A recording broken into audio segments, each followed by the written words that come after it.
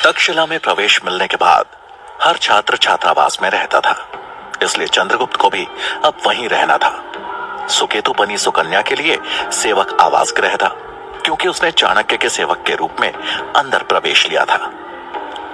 चंद्रगुप्त का अन्य छात्रों के साथ छात्रावास में रहना और सुकन्या का सुकेतु बनना दोनों ही किसी बड़ी चुनौती से कम नहीं थे, और ये बात चाणक्य के साथ साथ वो दोनों भी जानते थे। तक्षशिला विश्वविद्यालय के प्रांगण में बने छात्रावास से दूर बह रही सिंधु नदी का खूबसूरत नजारा दिखता था। चंद्रगुप्त जब छात्रावास पहुंचा तो उसका सामना उन्हीं छात्रों से हुआ जिनसे पहले दिन ही उसकी लड़ाई हो गई थी, और अब यही द्वेष चंद्रगुप्त के लिए महंगा साबित होने वाला था। छात्रों के उस समूह में ज्यादातर राजकुमार थे, और उनमें भी राजकुमार वीरसेन का वर्चस्व सबसे ज्यादा था।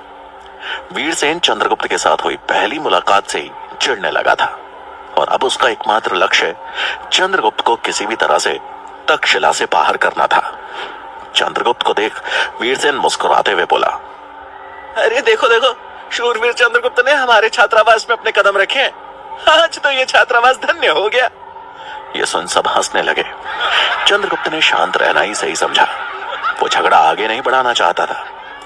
तभी वीरसेन ने अपने स्वर को कठोर करते हुए कहा, चंद्रगुप्त, तेरे कदम यहां तक तो आ गए हैं, लेकिन ज्यादा दिन तक टिक नहीं पाएंगे। ये याद रखना, तक्षशिला तुझ जैसों के लिए नहीं बना है। चंद्रगुप्त वीरसेन की बातों को अनसुना करके एक और अपना बिस्तर लगाने लगा। ये देख उनमें से एक राजकुमार चिल्लाते हुए बोला, वो स्थान हम लोग यानी राजकुमारों के सोने के लिए है, तू अपना बिस्तर कहीं और लगा। ये सुन चंद्रगुप्त ने शांति से अपना बिस्तर मोड़ा और उसे ले छात्रावास के कोने में जा पहुंचा। वो किनारा खिड़की के पास था, जहां से ठंडी हवा अंदर की ओर बहती थी। उसको वहां बिस्तर लगाता देख वीरसेन और उसके साथियों के चेहरे पर एक कुटिल मुस्कान उभर आई। रात का दूसरा प्रहर शुरू हो चुका था और चंद्रगुप्त गहरी नींद में सो रहा था कि तभी वीरसेन अपने साथी छात्र के साथ दबे पांव उसके पास आ पहुंचा। वीरसेन ने बिना आवाज की एक खिड़की खोल दी और उसके साथी ने बड़ी सफाई से चंद्रगुप्त का कंबल खींच लिया। कुछ ही समय में ठंड ने अपना असर दिखाना शुरू किया। चंद्रगुप्त को जोरों की ठंड महसूस होने लगी और उसकी नींद खुल गई। अपने पास एक कंबल गायब और खिड़की खुली देख उसे समझ आ गया कि यह उसे परेशान करने के लिए किया गया है। चंद्रगुप्त ने झट से खिड़की तो बंद कर दी, लेकिन ठंड इतनी थी कि कंबल के बिना गुजारा संभव नहीं था।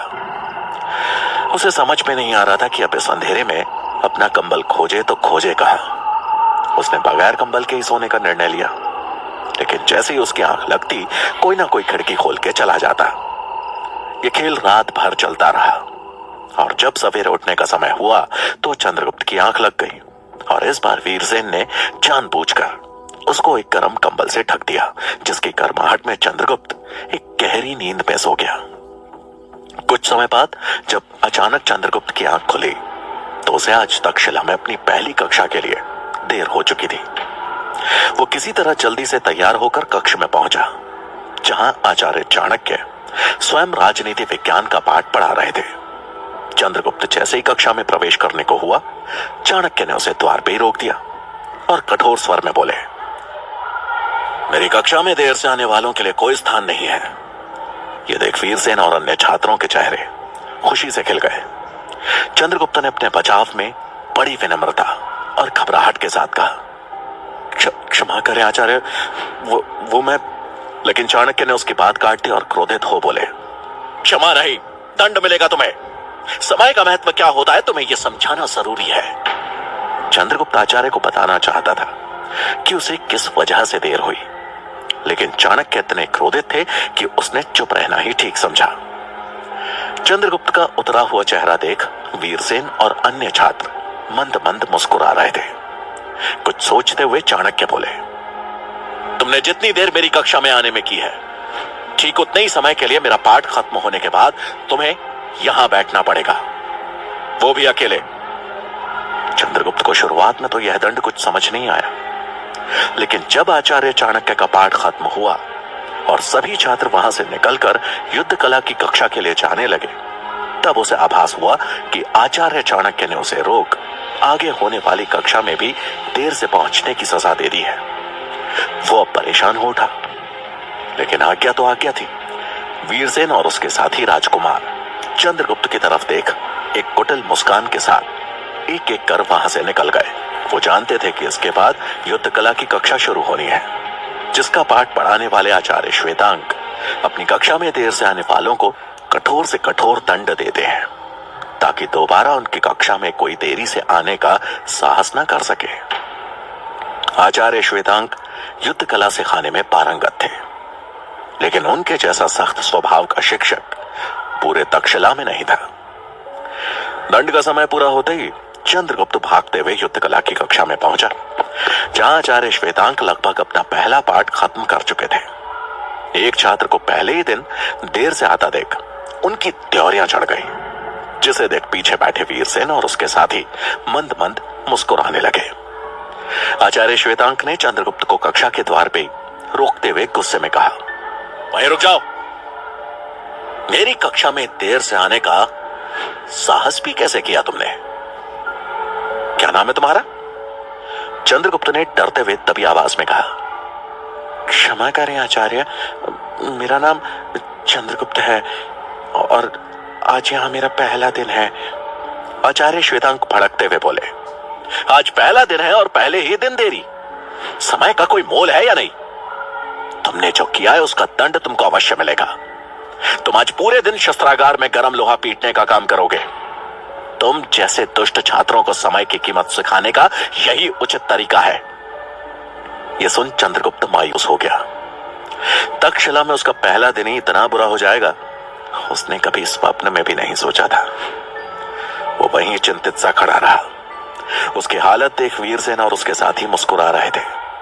चंद्रगुप्त को ऐसे खड़ा देख आचार्य भड़कते हुए बोले, यहां खड़े रहने से दंड कम नहीं हो जाएगा।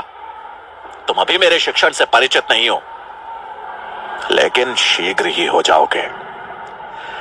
दुखी मन से चंद्रगुप्त शस्त्रागार जा पहुंचा, जहां गर्म लोहे को पीटकर शस्त्र बनाए जा रहे थे।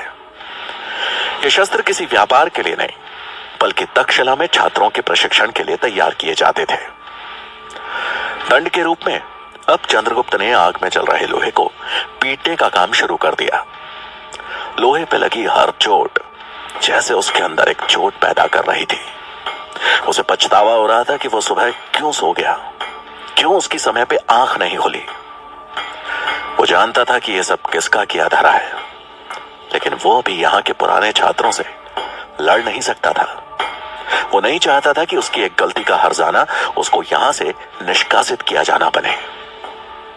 इन्हीं सवालों में उलझ वो लगातार काम करता रहा। दिन के तीसरे प्रहर में जब सभी छात्रों की कक्षाएं समाप्त हो गई, तब वीरसेन और उसके कुछ साथी चंद्रगुप्त का मजाक उड़ाने शस्त्रागार आ पहुंचे। चंद्रगुप्त को लोहा पीटते देख वीरसेन बोला, अरे जरा देखो तो शूरवीर चंद्रगुप्त को, शिक्षा लेने आया था और क्या करना पड़ रहा है। वैसे सही भी है, कम से कम इसे अपनी सही जगह तो पता चली। वीरसेन की बात सुन सब एक साथ हंस दिए। चंद्रगुप्त उस अपमान के घूंट को पीकर रह गया। वो क्रोध से उबल रहा था और इसका प्रमाण था उसके द्वारा लोहे पर किया जा रहा हर एक प्रहार। तभी एक राजकुमार ने तंज कसते हुए कहा, लगता है हमने शूरवीर चंद्रगुप्त की भावनाएं एक बार फिर आहत कर दी। पिछली बार इनका गुस्सा घास को सहन करना पड़ा था और आज बेचारा लोहा, इंसानों से लड़ना तो आता ही नहीं है इन्हें। यह सुन चंद्रगुप्त ने लोहा पीटना रोक दिया और सबकी तरफ देखते हुए बड़े शांत लहजे में बोला, देखो मेरा प्रवेश यहाँ पे योग्यता के आधार पे हुआ है, तो मेरी तुम सबसे विनती है कि मुझे यहाँ शिक्षा ग्रहण करने दो। यह सुन वीरसेन त्योरियां चढ़ाते हुए बोला, कौन कहता है कि तू यहाँ के योग्य है? वो तो आचार्य चाणक्य लाना चाहते थे तुझे, इसलिए तू यहाँ तक पहुंच पाया है। नहीं तो तुझे कोई अपने घर में प्रवेश ना दे, तक्षशिला तो बहुत दूर की बात है। यह सुन वीरसेन के साथ मौजूद सब साथी हंसने लगे। चंद्रगुप्त का गुस्से से पारा बढ़ने लगा। इससे पहले की बात आगे बढ़ती तभी वहां शस्त्रागार के प्रमुख आ पहुंचे और उन सबको तुरंत वहां से जाने को कह दिया। उसके बाद उन्होंने चंद्रगुप्त को काम करने का सख्त आदेश दिया और चले गए। चंद्रगुप्त निराश होकर फिर से वहां लोहा पीटने में लग गया। जहां चंद्रगुप्त पुराने छात्रों के उत्पीड़न से परेशान था, वहीं उसके प्रवेश के बाद अब आचार्य चाणक्य को मगध में अपने कार्य को आगे बढ़ाने की चिंता सताने लगी थी। उनकी चिंता का हल मगध पहुंच के ही संभव था। इसलिए मगध निकलने की अनुमति लेने के लिए वो कुलपति से मिलने उनके कक्ष में पहुंचे और उन्हें प्रणाम कर बोले, कुलपति महोदय, मुझे एक आवश्यक विषय पे आपसे कुछ बात करनी है। कुलपति चाणक्य के ज्ञान और व्यवहार से हमेशा प्रभावित रहते थे और उनके हितैषी भी थे। उन्होंने चाणक्य को बैठने का इशारा करते हुए कहा, हाँ आचार्य, कहिए, क्या बात करनी है आपको? कहीं ये चंद्रगुप्त के विषय में तो नहीं है? नहीं कुलपति महोदय, ये मेरे अवकाश के विषय में है। मुझे कुछ दिनों के लिए मगध की यात्रा पे निकलना है। यह सुन कुलपति हैरानी भरे स्वर में बोले, मगध? आचार्य, क्या आप भूल रहे हैं कि वहां जाना आपके लिए कितना खतरनाक हो सकता है? आपकी जान पे संकट आ सकता है वहां। आपने धनानंद जैसे खूंखार भेड़िए से शत्रुता मोल ली है और अब आप उसी की गुफा में जाना चाहते हैं।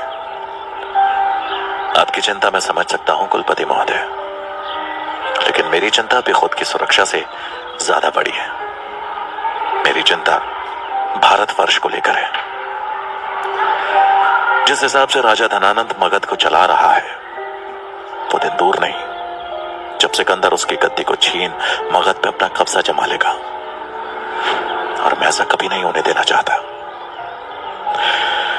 इसीलिए मुझे कुछ ऐसी योजनाओं पे काम करना है जिससे मैं अपने देश को, अपने लोगों को बाहरी ताकतों से सुरक्षित कर सकूं। चाणक्य ने अपनी बात रखते हुए बड़ी दृढ़ता से कहा। उनके स्वर में आत्मविश्वास की झलक थी, जिसे सुन कुलपति बोले, मुझे मालूम है कि आप जिस भी योजना को सोच कर जा रहे होंगे वो अवश्य ही उचित होगी और देश हित में होगी। मैं बस यही कहना चाहूंगा कि आप थोड़ा सावधान रहिएगा, क्योंकि राज दरबार में जो हुआ उसके बाद से मगध आपके लिए सुरक्षित नहीं है। कुलपति की बात सुनकर चाणक्य ने दृढ़ता से कहा, आग को बुझाने के लिए कई बार आग में कूदना ही पड़ता है कुलपति जी। अपनी शिखा को खोल मैंने एक प्रण लिया है, जिसको पूरा करने के लिए मैं आग तो क्या, तहकते लावे में भी कूदने को तैयार हूं। चाणक्य का विश्वास देख कुलपति मुस्कुराए और उन्हें इजाजत दे दी। चाणक्य ने कुलपति का धन्यवाद किया और वहां से चल दिए। लेकिन चाणक्य को जरा सा भी अंदाजा नहीं हुआ कि उनकी ये बातें दरवाजे पे कान लगाए आचार्य गजानन सुन रहे थे और उन्हें पता चल चुका था कि चाणक्य मगध की तरफ निकल रहे हैं। ये जान गजानन के मुख पे कुटिल मुस्कान बिखर आई थी। चाणक्य को कक्ष से बाहर जाता देख वो मन ही मन बोले, आचार्य चाणक्य, आप मगध जा तो रहे हैं, लेकिन इस बार मैं यह सुनिश्चित करूंगा कि आप वापस तक्षशिला कभी न लौट पाए। मुझे बस आपके मगध प्रवेश की सूचना वहां के सेनापति तक पहुंचानी है और आपका कटा हुआ सर पाटलिपुत्र के चौराहे पर होगा। गजानन के मुख पे एक विजयी मुस्कान थी, जैसे कि कोई बहुत बड़ी जंग जीत ली हो उसने। कुलपति से मिलने के बाद चाणक्य सीधा शस्त्रागार आ पहुंचे, जहां चंद्रगुप्त अभी भी लोहा पीटने में लगा हुआ था। वो थक के चूर हो चुका था और उसका शरीर शीतल पड़ने लगा था। इतनी कठोर सजा की अपेक्षा उसने नहीं की थी। चाणक्य को देख चंद्रगुप्त के मुख पर एक आशा की किरण जगी। उसने उनको प्रणाम कर एक ही सांस में रात की पूरी घटना कह डाली। चंद्रगुप्त की बात सुन चाणक्य बोले, चंद्रगुप्त, समय बहुत मूल्यवान वस्तु है। जिसे तुम किसी के लिए नहीं छोड़ सकते। रही बात उन छात्रों की, तो मैं हर समय तुम्हारे साथ नहीं रह पाऊंगा। तुम्हें खुद को मजबूत बनाना पड़ेगा, चालाक बनाना पड़ेगा, ताकि तुम्हारा कोई नुकसान कभी ना कर सके। आज किसी की वजह से तुम्हारे समय का, तुम्हारी शिक्षा का नुकसान हुआ है। कल यह नुकसान तुम्हारे आत्मविश्वास का, तुम्हारे साहस का भी हो सकता है। इसलिए तुम्हें अपने बलबूते पे हर स्थिति का सामना करना सीखना पड़ेगा, ताकि तुम्हारी शिक्षा में कोई अवरोध ना बन सके। चाणक्य की बातें चंद्रगुप्त को भीतर तक भेद, उसके अंदर एक ऊर्जा का संचार कर रही थी। वो समझ रहा था कि उसे परिस्थितियों से भागना नहीं, बल्कि उनका सामना करना सीखना पड़ेगा। चंद्रगुप्त ने अपने अंदर के आत्मविश्वास को जगाते हुए ऊंचे स्वर में कहा, मैं समझ गया आचार्य, मुझे माफ करें। आज के बाद मैं अपने सीखने की प्रक्रिया में किसी को बाधा नहीं बनने दूंगा। यह सुन चाणक्य मुस्कुराए और फिर एक गंभीर मुद्रा में बोले, अच्छी बात है। मैं कुछ विशेष कार्यों के चलते मगध जा रहा हूं। मुझे आशा है कि तुम अपनी शिक्षा मेहनत और लगन से ग्रहण करते हुए सुकेतु का भी ध्यान रखोगे। बस ये याद रहे कि यहाँ के छात्रों की तुलना में तुम्हारे पास सीखने के लिए ठीक आधा समय है। तुम्हें बहुत तेजी से आगे बढ़ना होगा, क्योंकि एक बड़ा खतरा हमारे भारतवर्ष पर अपने कदम पसार रहा है और हमें उसे रोकना है। चंद्रगुप्त चाणक्य के शब्दों को सुन उत्साहित हो चुका था। सुबह से छाई निराशा अब जैसे मिटने लगी थी। चाणक्य चंद्रगुप्त को समझाकर वहां से चले गए। अगले दिन वो ब्रह्म मुहूर्त में ही अपनी मगध की यात्रा पर चल दिए। वहां से निकलने से पहले उन्होंने सूरजमल को चंद्रगुप्त की सुरक्षा का जिम्मा एक बार फिर याद दिलाया, क्योंकि उन्हें अंदाजा था कि उनकी अनुपस्थिति में आचार्य गजानन या फिर उनके शिष्य चंद्रगुप्त के लिए कोई बड़ी मुसीबत जरूर खड़ी करेंगे। जहां चाणक्य एक लंबा सफर तय कर मगध के समीप पहुंचने वाले थे, वहीं गजानन के द्वारा भेजा गया उनका एक सेवक राजहंस चाणक्य से पहले मगध की सीमा पर पहुंच उनको फंसाने का काम शुरू कर चुका था। उसका काम था सीमा सुरक्षा के सेनापति को चाणक्य के आने की सूचना देना। राज्य के मुख्य प्रवेश द्वार पर पहुंच उसे बस सैनिक दिखाई दिए। उसे पता था कि सैनिकों को बताकर बात नहीं बनेगी, इसलिए वो सेनापति के आने का इंतजार करने लगा। कुछ ही देर में उसकी मनोकामना पूरी हो गई। सीमा सुरक्षा के सेनापति भुजंग अपने घोड़े पर बैठ दौरा करते हुए द्वार के पास आ गए। उन्हें देखते ही राजहंस उनकी ओर दौड़ उन्हें आवाज देने लगा, सेनापति जी, सेनापति जी। पर सेनापति भुजंग ने उसकी तरफ ध्यान नहीं दिया। उसे बगैर आज्ञा के मुख्य द्वार से अंदर की तरफ भागता देख सैनिकों ने भालों से घेर लिया। लेकिन राजहंस के पास बस यही मौका था।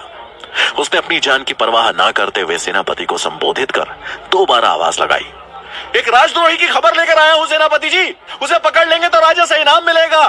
तभी एक सैनिक अपना भाला उसकी छाती के पार करने वाला था कि इनाम वाली बात सुन सेनापति की आवाज गूंजी, ठहरो। सैनिक ने भाला नीचे कर लिया, इसे मेरे पास आने दो। सेनापति के आदेश पर सैनिकों ने राजहंस को सेनापति के पास जाने दिया। सेनापति से मिल राजहंस ने अपना परिचय दिया और बोला, मेरा नाम राजहंस है, मैं तक्षशिला से हूं। चाणक्य नाम का एक ब्राह्मण जिसने राजा धनानंद को उनके दरबार में ललकारा था, आज किसी भी समय मगध में प्रवेश करने वाला है। अगर आपने उसे पकड़ के राजा के सामने पेश कर दिया तो इनाम तय है। सेनापति को एक दरिद्र ब्राह्मण का राजा को चुनौती देने वाली बात का पता तो था, लेकिन उसने कुछ सोचते हुए सवालिया नजरों से राजहंस की तरफ देखा और बोला, अगर तुम्हारी बात सत्य निकली तो मुझे तो इनाम मिलेगा, लेकिन तुम्हारा क्या फायदा होगा? प्रश्न सुन राजहंस के चेहरे पर एक कुटिल मुस्कान उभर आई, मानो वो इसी प्रश्न की अपेक्षा कर रहा था। उसने सेनापति के सवाल का उत्तर देते हुए कहा, बस यूं समझ लीजिए कि आपका शत्रु मेरे गुरु का भी शत्रु है, इसलिए मैं आपका मित्र बन आपकी मदद करना चाहता हूं। चाणक्य मारा गया तो आपको आपका इनाम मिल जाएगा और मेरे गुरु को जीवन भर के लिए उससे छुटकारा। राजहंस के इस उत्तर ने सेनापति का भरोसा जीत लिया। अब उसकी आंखों में इनाम की लालसा साफ नजर आ रही थी। उसने मुस्कुराते हुए राजहंस से कहा, तो ठीक है, तुम उस ब्राह्मण की पहचान करवाकर उसे पकड़वाने में हमारी मदद करो। एक बार पकड़ा गया तो उसका सर और मेरी तलवार होगी, पर अगर यह खबर गलत निकले तो तलवार तो मेरी ही होगी, लेकिन सर तुम्हारा होगा। यह सुन राजहंस कांप गया, लेकिन अब अपने कहे से वो पीछे नहीं हट सकता था। उसे हामी भरनी पड़ी। सेनापति ने आदेश देकर मगध के मुख्य प्रवेश द्वार को छोड़ बाकी सारे प्रवेश द्वार बंद करवा दिए, ताकि चाणक्य को मजबूरन उसी द्वार से आना पड़े और राजहंस उनकी पहचान कर ले। चाणक्य जब मगध की सीमा के मुख्य द्वार के पास पहुंचे तो द्वार पर लगी भीड़ देख चकित रह गए। चाणक्य ने भेष बदला हुआ था। उन्होंने वहां मौजूद एक राहगीर से इतनी भीड़ जमा होने का कारण पूछा तो उसने उत्तर देते हुए कहा, अरे सीमा प्रवेश के सारे द्वार तो बंद है, बस यही एक मुख्य द्वार है जहां से प्रवेश मिल रहा है। आप भाग्यवान हैं जो सीधा इस द्वार पर आए। मैं तो कुछ समय पहले दूसरे द्वार से प्रवेश कर रहा था कि अचानक द्वार बंद कर दिए गए। कारण पूछने पर कुछ बताया भी नहीं। वहां से फिर यात्रा कर यहां पहुंचा हूं। अब जब भाग्य में दौड़ना ही लिखा है तो वही सही। ऐसा कहते हुए वो राहगीर आगे बढ़ गया। चाणक्य को यह सब थोड़ा अटपटा सा लगा और वो द्वार से उचित दूरी बनाए रखते हुए ध्यान से सुरक्षा व्यवस्था को देखने लगे। मुख्य द्वार से प्रवेश कर रहे हर व्यक्ति के सामान से ज्यादा उसकी पहचान करने पर जोर दिया जा रहा था। बैलगाड़ियों में रखे माल पर भालों से मार मार के उनकी जांच हो रही थी। चाणक्य को यह तो समझ आ गया, वो सैनिक सामान से ज्यादा किसी आदमी की तलाश में है। और तभी उनकी नजर द्वार से थोड़ी दूर सैनिकों के साथ खड़े एक साधारण आदमी पर पड़ी, जो प्रवेश कर रहे हर व्यक्ति को बड़ी बारीकी से देख रहा था। वो आदमी और कोई नहीं बल्कि राजहंस था, लेकिन चाणक्य उससे कभी मिले नहीं थे, इसलिए वो उनके लिए बस एक अनजान आदमी ही था। चाणक्य को इतना समझ आ गया कि हो ना हो तक्षशिला में उनके मगध जाने की भनक किसी ना किसी को लग गई थी और उसने अपना आदमी भेज चाणक्य को पकड़वाने की साजिश खूब अच्छे से रची थी। चाणक्य ने मन ही मन सोचते हुए कहा, कुलपति तो ऐसा नहीं कर सकते, तो फिर कौन है जो मुझे मारना चाहता है? आचार्य मेघनाथ, आचार्य गजानन। सबको पता है कि मगध में पकड़े जाने पर मुझे मृत्यु दंड मिलेगा, तो फिर कौन है जो मेरे प्रति इतनी घृणा पाल के बैठा है कि मुझे मारकर ही दम लेगा? इन सब सवालों ने मानो चाणक्य को घेर लिया था। वो चिंतित हो उठे। उनके मन में उठ रहे सवालों का तो उनके पास कोई उत्तर नहीं था, लेकिन सामने खड़ी चुनौती स्पष्ट थी। चुनौती मगध में प्रवेश करने की। तक्षशिला वापस लौटना एक आसान उपाय था, लेकिन चाणक्य कब तक उस चुनौती से बच सकते थे? अगर उन्हें अपनी शिखा के मान के लिए लिया गया वचन पूरा करना था, तो उसका एक अहम हिस्सा मगध था। राजा धनानंद के पूर्ण सर्वनाश के लिए उनके कमजोर पहलुओं को अपने पक्ष में करना आवश्यक था, और यह कार्य बगैर मगध में प्रवेश किए नहीं हो सकता था। अब सवाल यह था कि मगध में प्रवेश कैसे किया जाए, क्योंकि पकड़े जाने के अंजाम को चाणक्य बखूबी जानते थे, और वो था सर काटकर उनकी मृत्यु।